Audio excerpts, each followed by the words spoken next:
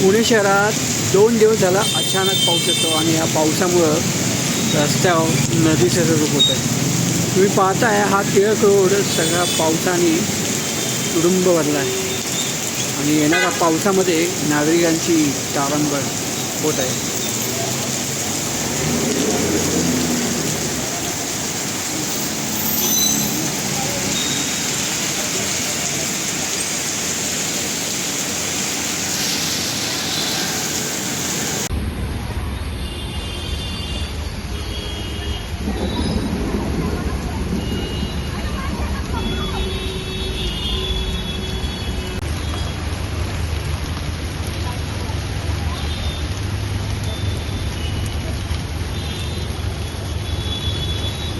और मांगवा जाओ मंगलत में उनमें वहाँ रहे वो मांगवा जाओ और